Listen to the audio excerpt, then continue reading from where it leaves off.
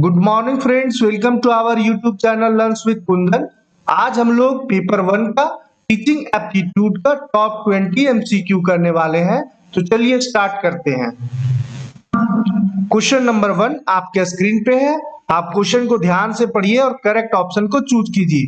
Question 1 बोलता है कि विच टीचिंग मेथड, कौन सा teaching method emphasise student centre learning through active exploration, problem solving and critical thinking.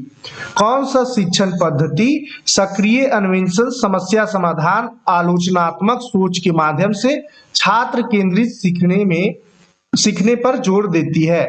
Option A प्रत्यक्ष निर्देश, ऑप्शन बी पूछताछ आधारित सीखना, ऑप्शन सी व्याख्यान विधि और ऑप्शन डी प्रदर्शन विधि।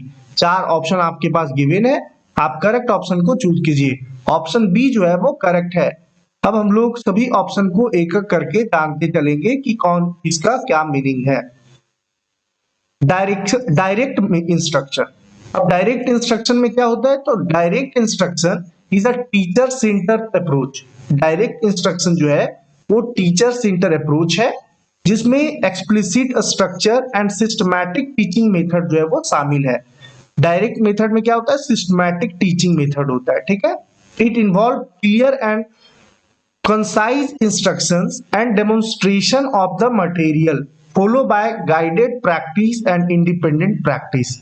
This method is effective for teaching a specific skill and knowledge, especially in subject like math and reading where sequential learning is important. ठीक है, तो आपको इतना लर्न रखना है कि डायरेक्ट इंस्ट्रक्शन जो है वो टीचर सेंटर अप्रोच है, जिसमें सिस्टमैटिक टीचिंग मेथड जो है वो शामिल है। नेक्स्ट है इंक्वायरी बेस्ड लर्निंग। तो इंक्वायरी बेस्ड लर्निंग जो है वो स्टूडेंट सेंटर अप्रोच है, जिसमें learner to explore, ask question, investigate topic. This method emphasise critical thinking, problem solving and development of research skill. ये सभी जो है वो इंक्वायरी बेस्ड लर्निंग में शामिल है। तो आपको ये बस की पॉइंट को लर्न रखना है कि पूछताछ आधारित सीखना जो है वो छात्र केंद्रित दृष्टिकोण है, जो शिक्षार्थियों को रुचि के विषय का पता लगाने, प्रश्न पूछने और जांच करने के लिए प्रोत्साहित करता है। नेक्स्ट है लेक्चर मेथड। लेक्चर मेथड जो है वो ट्रेडिशनल टीचर सेंटर अप्रोच है, और इसको हम लोग बोल सकते हैं कि ट्रेडिशनल मेथड है। जो लेक्चर मेथड है वो ट्रेडिशनल मेथड है और टीचर सेंटर अप्रोच है। इसमें क्या होता है कि जो टीचर होता है, इंस्ट्रक्टर, जिसको इंस्ट्रक्टर बोला जाता है, टीचर जो है वो अपना स्पीच को, अपना लेक्चर को डिलीवर करता है वर्बली जो है वो प्रेजेंटेशन के माध्यम से ये रिप्रेजेंट करता है, इंफॉर्मेशन को पैसिव ऑडियंस तक पहुंचाता है, उसको लेक्चर मेथड कहते हैं। जैसे कॉलेज वगैरह में जो पढ़ाई होता है वो लेक्चर के थ्रू होता है, ठीक है। This method is effective for conveying large amount of information in relatively short time. और ये जो लेक्चर मेथड होता है वो कम समय में बहुत ज्यादा इंफॉर्मेशन प्रोवाइड करता है लर्नर को। It commonly used in higher education, और इसको हायर एजुकेशन में यूज किया जाता है। नेक्स्ट है डेमोन्स्ट्रेशन मेथड। अब डेमोन्स्ट्रेशन मेथड का क्या काम है, तो demonstration method involve the teacher showing a student how to do task or understand a concept by performing the activity. Demonstration method में टीचर जो है वो स्टूडेंट को एक्टिविटी के माध्यम से सिखाता है। प्रदर्शन विधि में शिक्षक छात्रों को किसी कार्य को करने या किसी अवधारणा को समझने का तरीका उनके सामने गतिविधि करके दिखाता है, एक्टिविटी करके दिखाता है, उसको डेमोन्स्ट्रेशन मेथड कहते हैं। यह विधि व्यवहारिक कौशल और प्रक्रियाओं को पढ़ाने के लिए अत्यधिक प्रभावी होता है, क्योंकि यह छात्रों को वास्तविक समय में सैद्धांतिक ज्ञान के अनुप्रयोग को देखने की अनुमति देता है। इसे अक्सर चरण दर चरण मार्गदर्शन शामिल होता है। इसमें चरण दर चरण मार्गदर्शन जो है वो शामिल होता है। नेक्स्ट है question number 2। In Bloom taxonomy which level of cognitive domain, कौन सा लेवल ऑफ कॉग्निटिव डोमेन जो है वो characterise by the ability to जज जज करने का कैरेक्टरिस्टिक जो है वो कौन सा ब्लूम टैक्सोनॉमी के लेवल में शामिल है, कॉग्निटिव लेवल में शामिल है। Value of material for given purpose, बताइए। तो ऑप्शन डी जो है वो करेक्ट है, इवैल्यूएशन। क्या है? इवैल्यूएशन। अब हम लोग एक एक करके जानेंगे ब्लूम टैक्सोनॉमी का लेवल, जो 6 लेवल है, अब 6 लेवल को हम लोग पढ़ेंगे। ठीक है, ब्लूम्स टैक्सोनॉमी है। Bloom's taxonomy is a hierarchical framework. ये क्या है? हायरार्किकल फ्रेमवर्क है for categorising educational goals and objective, जो कैरेक्टराइज किया हुआ है एजुकेशनल गोल्स और कैरेक्टरिस्टिक ऑब्जेक्टिव पे। डेवलप कौन किए थे? तो डेवलप किए थे बेंजामिन ब्लूम। बेंजामिन ब्लूम जो है वो डेवलप किए थे एंड हिज कलीग, और उनके कलीग किए थे। कब किए थे? तो 1950 में किए थे। It is used to structure the levels of learning complexity, basic recall of fact and higher order thinking skill. The taxonomy is typically represented as an pyramid with 6 level, और टैक्सोनॉमी ब्लूम्स टैक्सोनॉमी में 6 level में बटा हुआ है, और 6 level को हम लोग पढ़ेंगे, जिसको कॉग्निटिव प्रोसेस कहते हैं। अब पहला है रिमेम्बरिंग। रिमेम्बरिंग में क्या है कि recalling fact and basic concept, जिसमें लिसनिंग, आइडेंटिफाइंग और नेमिंग जो है शामिल है। दूसरा है अंडरस्टैंडिंग, समझदारी। इसमें क्या है कि एक्सप्लेनिंग आइडिया और कॉन्सेप्ट, आइडिया और कॉन्सेप्ट को एक्सप्लेन किया जाता है। नेक्स्ट है समराइजिंग, डिस्क्राइबिंग, ठीक है। और नेक्स्ट आपका आता है अप्लाइंग। अप्लाइंग में using information in new situation, example है solving problem, using method and applying knowledge, ये आपका शामिल है। नेक्स्ट आता है analysing, breaking information into part to understand its structure. Next आता है इवैल्यूएटिंग, और जो आंसर का पार्ट था मेकिंग जजमेंट। देखिए जजमेंट आ रहा है ना यहाँ, तो making judgement based on the criteria and standard, standard और क्राइटेरिया के आधार पे जजमेंट देना। और नेक्स्ट है क्रिएटिंग, प्रोड्यूसिंग न्यू और ओरिजिनल वर्क, ये आपका लास्ट ब्लूम्स का टैक्सोनॉमी है, कॉग्निटिव डोमेन है, लास्ट क्रिएटिंग है, सेकंड लास्ट इवैल्यूएटिंग है। आपको सीरियल वाइज लर्न रखना है, remembering, understanding, applying, analysing, evaluating और क्रिएटिंग। इसको आपको शॉर्ट नोट्स में भी बना लेना है और रट्टा मार लेना है। नेक्स्ट आपका हिंदी स्लाइड है, ये आप हिंदी स्लाइड में भी लर्न रख लीजिएगा। याद रखना, समझना, लागू करना, विश्लेषण करना, मूल्यांकन करना, निर्माण करना शामिल है। नेक्स्ट क्वेश्चन है which learning theory posit that learning is a social process. कौन सा लर्निंग थ्योरी कहता है कि लर्निंग जो है वो सोशल प्रोसेस है, and that knowledge is constructed through interaction with other. और नॉलेज जो है वो कंस्ट्रक्ट कैसे किया जाता है? इंटरेक्शन के माध्यम से, एक दूसरे से इंटरेक्शन करेंगे, बातचीत करेंगे, तो नॉलेज जो है वो गेन होगा। कौन सा शिक्षण सिद्धांत यह मानता है कि सीखना एक सामाजिक प्रक्रिया है और ज्ञान का निर्माण दूसरों के साथ बातचीत के माध्यम से होता है? बताइए जल्दी से। व्यवहारवाद, रचनावाद, संज्ञानात्मकवाद, मानववाद, बिहेवियरिज्म, कंस्ट्रक्टिविज्म, कॉग्निटिज्म और ह्यूमनिज्म। 4 ऑप्शन आपके पास गिवन है, चारों में से करेक्ट ऑप्शन को चूज कीजिए। तो आपको पता है ऑप्शन बी जो है वो करेक्ट है, कंस्ट्रक्टिविज्म जो है वो सही आंसर है। कंस्ट्रक्टिविज्म में बोलता है कि दूसरों के साथ बातचीत से ज्ञान जो है वो बढ़ता है। और ये आप एक एक पॉइंट को समझते चलिए। पहला है behaviourism. Behaviourism is a learning theory. Behaviourism क्या है?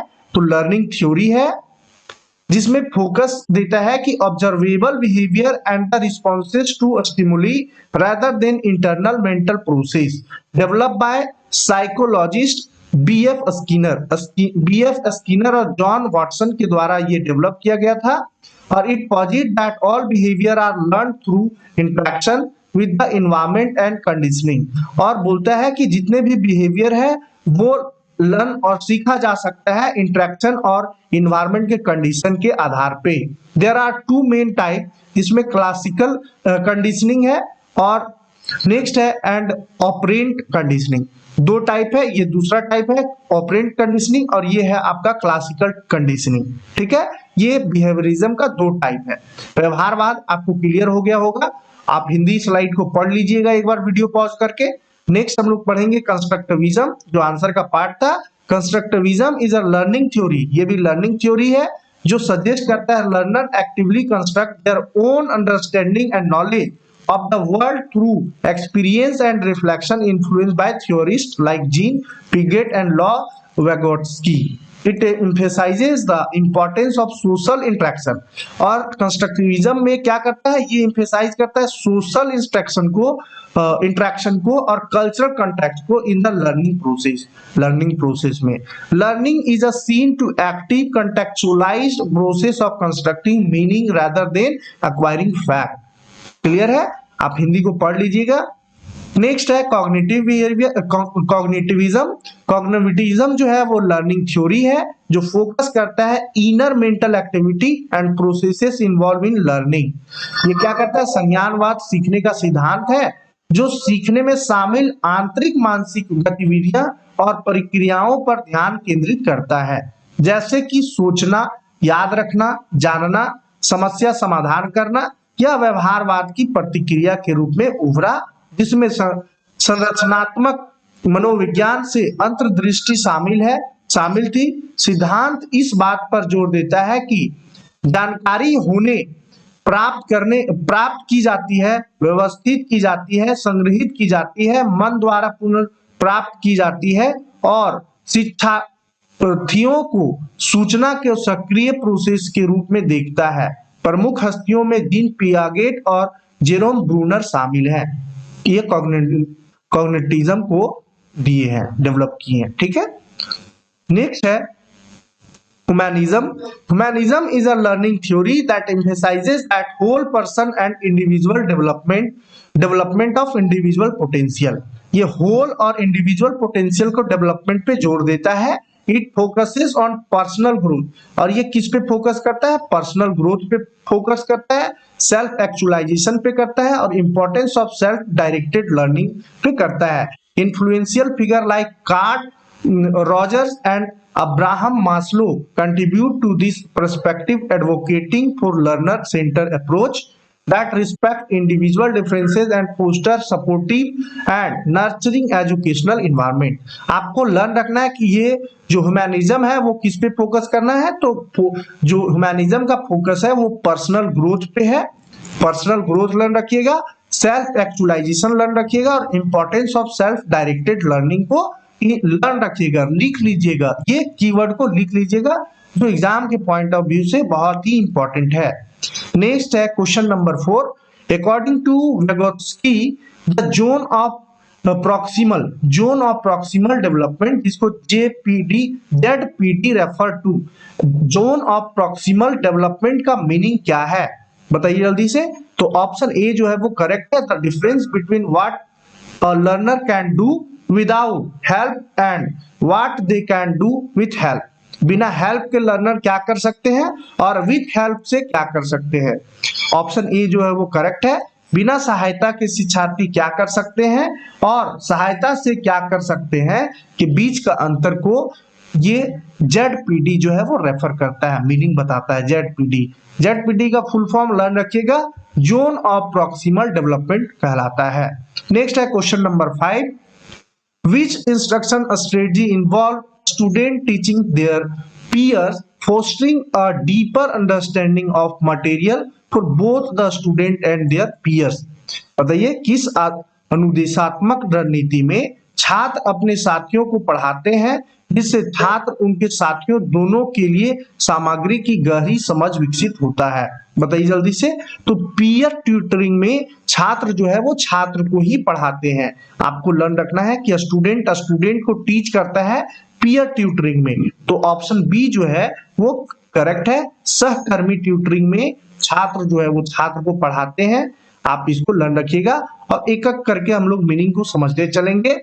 कोऑपरेटिव लर्निंग, अब कोऑपरेटिव लर्निंग जो है वो क्या होता है, तो instructional strategy where student work together in small group. Student जो है वो स्मॉल ग्रुप में साथ में काम करते हैं टू अचीव कॉमन गोल, इसमें सभी का कॉमन गोल होता है, उसको अचीव करने के लिए साथ में काम करते हैं। Each member of the group is responsible not only for their own learning but also for the helping their peers learner।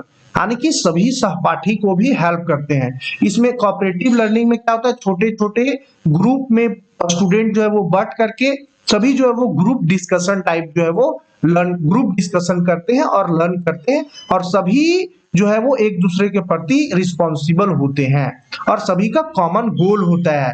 This method promote team work, है ना, ये मेथड जो है वो टीम वर्क को प्रमोट करता है, कम्युनिकेशन को करता है, development of social and academic skill को प्रमोट करता है। It encourages active participation and mutual support among student. ये आपका कोऑपरेटिव का है।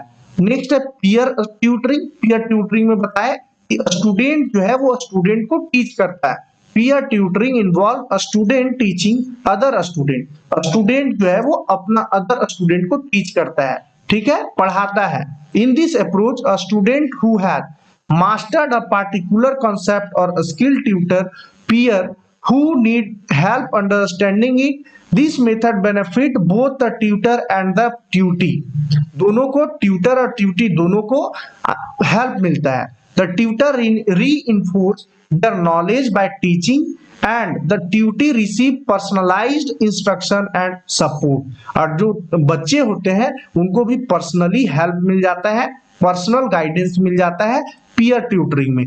और आपको पीयर ट्यूटरिंग में इतना लर्न रखना है कि स्टूडेंट को पढ़ाता है, जिससे जो पढ़ाने वाला स्टूडेंट है उसको भी फायदा होता है और जो पढ़ने वाला है उसको भी फायदा होता है, पर्सनल गाइडेंस मिल जाता है। ये पीयर ट्यूटरिंग का कैरेक्टरिस्टिक है।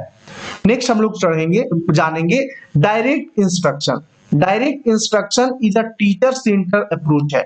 ये क्या है, टीचर सेंटर अप्रोच है, जिसमें characterised by explicit teaching of a specific skill और concept. It involve clear structure and systematic instruction where the teacher models the task, provide guided practice, allow for the independent practice. This method is effective for teaching fundamental skill and knowledge, particularly in subject requiring sequential learning such as math and reading. प्रत्यक्ष direct निर्देश के एक शिक्षक केंद्रित दृष्टिकोण है, teacher centre approach है, जिसकी विशेषता किसी विशेष कौशल या अवधारणा के स्पष्ट शिक्षण से होती है। इसमें स्पष्ट संरचित व्यवस्थित निर्देश शामिल होता है ना, सिस्टमैटिक वे में पढ़ाई जो है, इंस्ट्रक्शन जो है वो दिया जाता है डायरेक्ट इंस्ट्रक्शन में। ये लर्न रखना है आपको। नेक्स्ट है फ्लिप क्लासरूम। फ्लिप क्लासरूम में क्या होता है, flip classroom is an instructional strategy where traditional teaching method are inverted. जो ट्रेडिशनल टीचिंग मेथड होता था जिसमें लेक्चर दिया जाता था और कम समय में ज्यादा इंफॉर्मेशन प्रोवाइड किया जाता था, इसका जस्ट उल्टा है फ्लिप क्लासरूम। फ्लिप क्लासरूम में स्टूडेंट जो है वो पहले इंगेज हो जाते हैं new material outside of the classroom, class के बाहर में न्यू मटेरियल में इंगेज हो जाते हैं। Typically through video lecture and reading assignment, class time is then used for interactive activity such as discussion, problem solving and collaborative project, allowing for deeper understanding and application of the material. This is the flip classroom। और flip classroom को आपको learn रखना है कि ये traditional method से just opposite है। What is the primary focus of the formative assessment. Primary focus बताना है किसका, फॉर्मेटिव असेसमेंट का और in the classroom. Question number 6 का आंसर कीजिए। क्वेश्चन नंबर 6 का ऑप्शन बी जो है वो करेक्ट है, to monitor student learning and provide ongoing feedback. Option B जो है वो करेक्ट है, ऑप्शन बी करेक्ट है। नेक्स्ट है differentiated instruction based describe as. Question number 7 का आंसर कीजिए, आप करेक्ट ऑप्शन को चूज कीजिए क्वेश्चन नंबर, तो ऑप्शन बी जो है वो करेक्ट है, using a variety of instructional strategy to meet the diverse need of a student, है ना। विभेदित निर्देश को सबसे अच्छे तरीके से इस प्रकार वर्णित किया जाता है, तो छात्रों को विविध जरूरतों को पूरा करने के लिए विभिन्न प्रकार की अनुदेशात्मक रणनीतियों का उपयोग करना।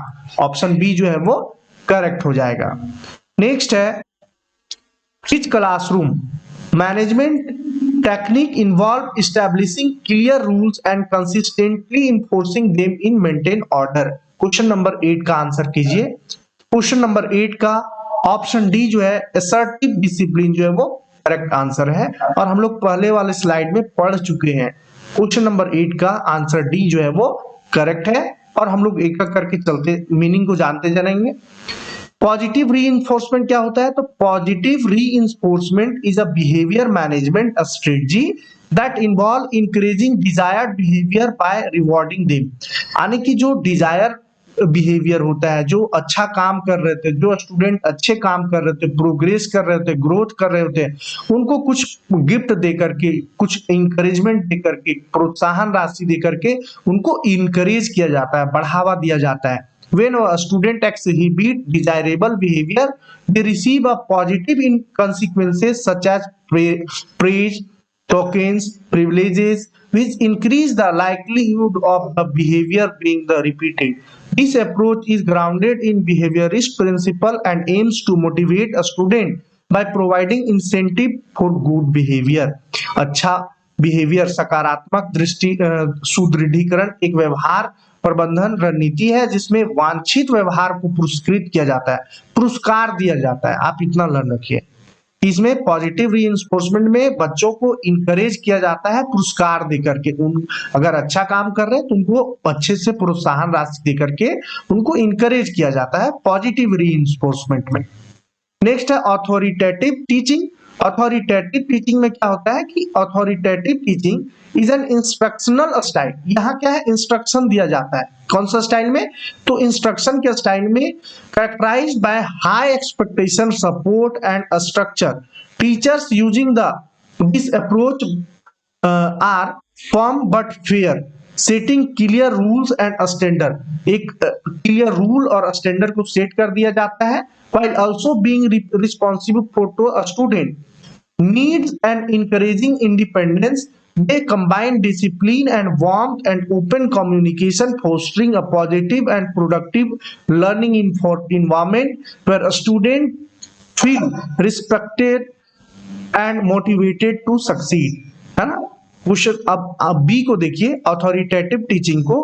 तो बी जो है समझ में आ गया। ऑथोरिटेटिव टीचिंग तो आधिकारिक शिक्षण एक निर्देशात्मक शैली है, ये इंस्ट्रक्शनल स्टाइल है जिसकी विशेषता उच्च अपेक्षित समर्थन और संरचना है। इस दृष्टिकोण का उपयोग करने वाले शिक्षक दृढ़ लेकिन निष्पक्ष होते हैं, स्पष्ट नियम और मानक निर्धारित करते हैं, जबकि छात्रों की जरूरतों के प्रति उत्तरदायी होते हैं और स्वतंत्रता को प्रोत्साहित करते हैं।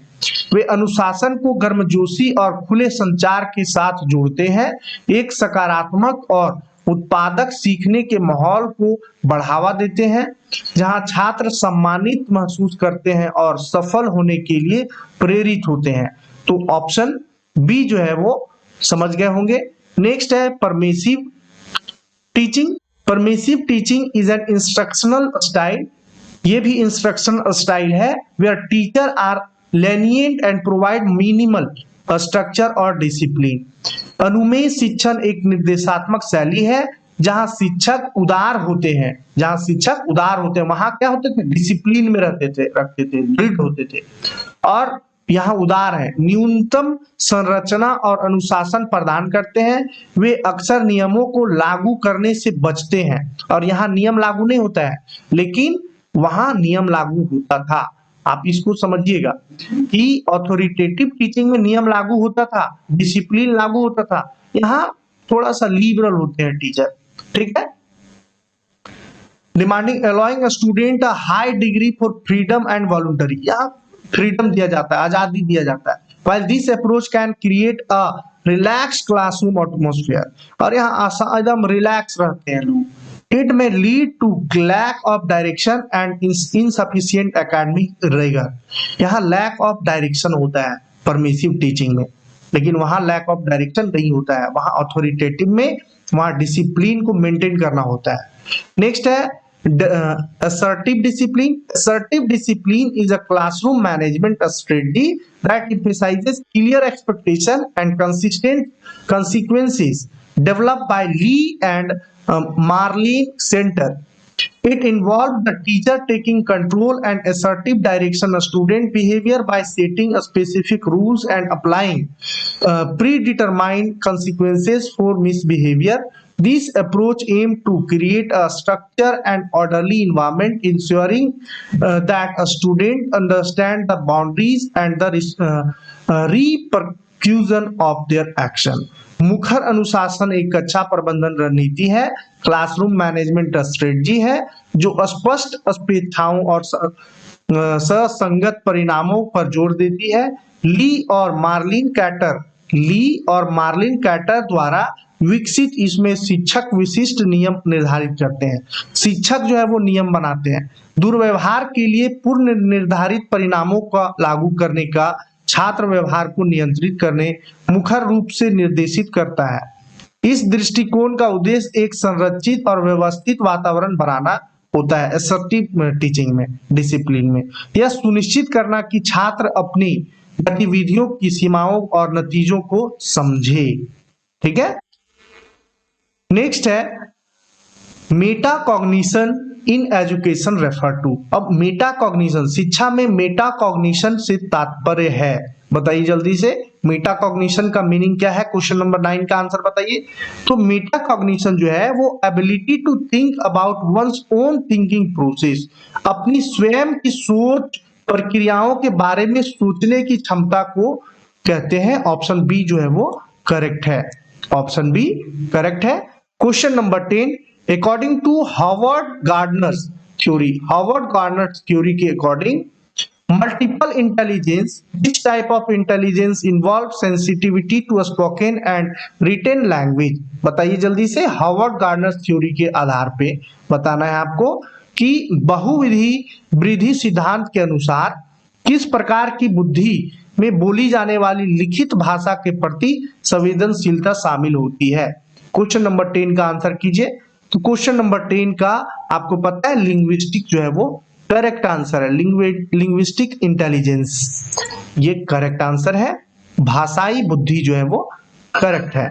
और आपके थोड़ा सा छोटा है टेक्स्ट, बट आप ध्यान से पढ़िए, आपको हार्वर्ड गार्डनर के बारे में बताया गया है। Harvard gardener a development psychologist introduced the theory of multiple intelligence in 1983। Harvard gardener जो है वो 1983 में थ्योरी को डेवलप किए थे, मल्टीपल इंटेलिजेंस को।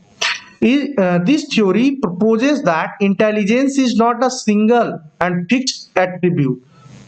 इंटेलिजेंस जो है वो सिंगल और फिक्स्ड एट्रीब्यूट नहीं है, but a collection of distinct type of intelligence है। ये अलग अलग टाइप के इंटेलिजेंस का कलेक्शन है।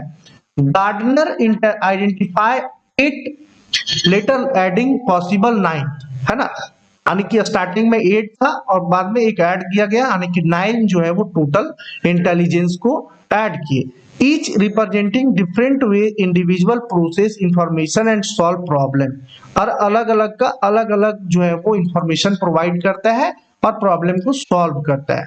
पहला है लिंग्विस्टिक इंटेलिजेंस। अब जो आंसर का पार्ट था, sensitivity spoken and written language, the ability to learn language and the capacity to use language to achieve goal is a linguistic intelligence, जिसमें पोइट, राइटर, स्पीकर शामिल है।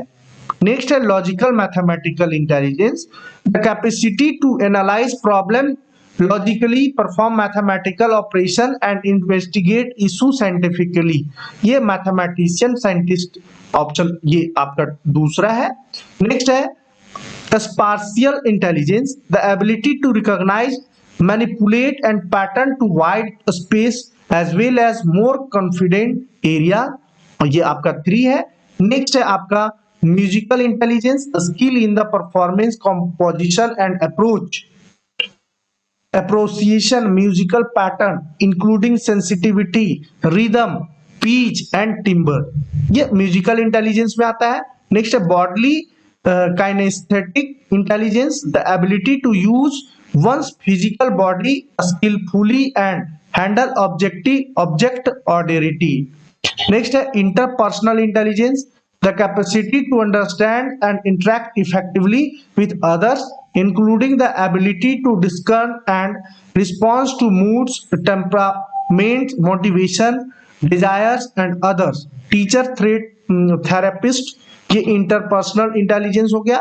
नेक्स्ट है intrapersonal intelligence. अब intrapersonal में क्या है, कि the capacity to understand oneself, इसमें खुद से समझने का कैपेसिटी जो है वो डेवलप होता है। लेकिन इंटरपर्सनल कैपेसिटी में understand and interact effectively with others, इसमें दूसरों से जो है वो समझ पाते हैं और इसमें खुद से समझना है।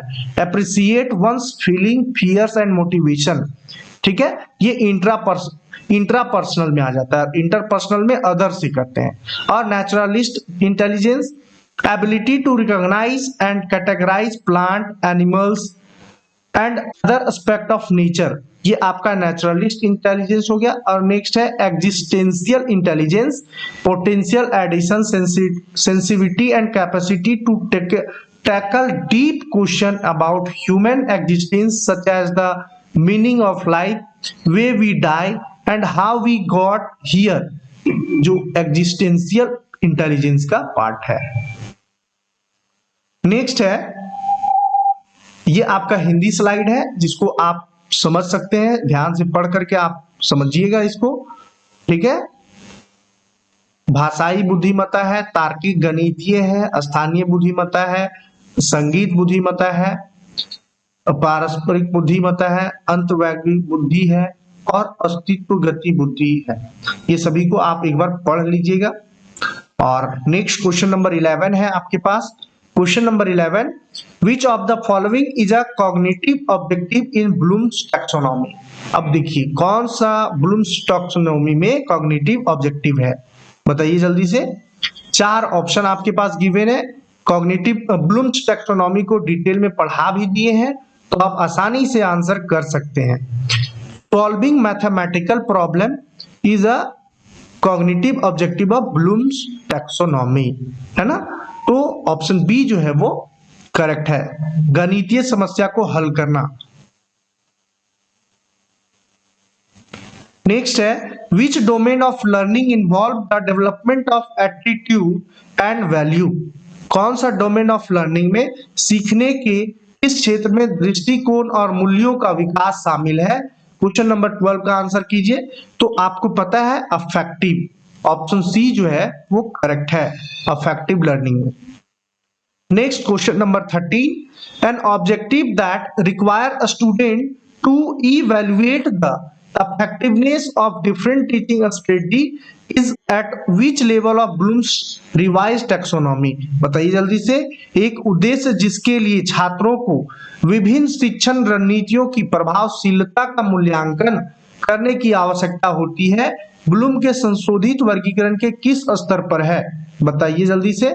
क्वेश्चन नंबर 13 का आंसर, और ब्लूम्स टैक्सोनॉमी को अच्छे से बता दिया गया है, तो आप आसानी से आंसर कर सकते हैं। इवैल्यूएटिंग करेक्ट आंसर है। क्लियर है।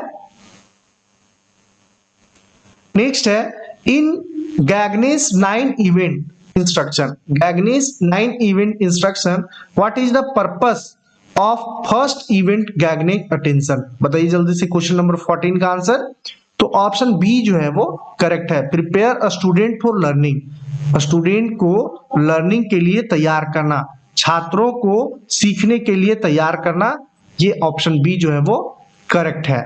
नेक्स्ट है, which of the following is an example of measurable teaching objective, measurable teaching objective का कौन जो है वो एग्जांपल है, मेजरेबल टीचिंग ऑब्जेक्टिव का एग्जांपल बताना है। तो describe the process of mitosis, option C जो है वो माइटोसिस की प्रक्रिया का वर्णन करना, ये मेजरेबल टीचिंग ऑब्जेक्टिव का एग्जांपल है। नेक्स्ट है, the acronym of smart, smart का फुल फॉर्म बताना in the context of teaching objective stand for, smart का बताइए जल्दी से क्या होता है। क्वेश्चन नंबर 16 का आंसर, तो आपको पता है कि स्पेसिफिक, मेजरेबल, अचीवेबल, रिलेवेंट और टाइम बाउंडेड जो है वो स्मार्ट का फुल फॉर्म है, एक्रोनिम है। नेक्स्ट है, which of the following teaching objective align with the psychomotor domain, psychomotor domain को बताना है कि निम्नलिखित में से कौन सा शिक्षण उद्देश्य मनोप्रेरक डोमेन के साथ संरेखित है, बताइए जल्दी से।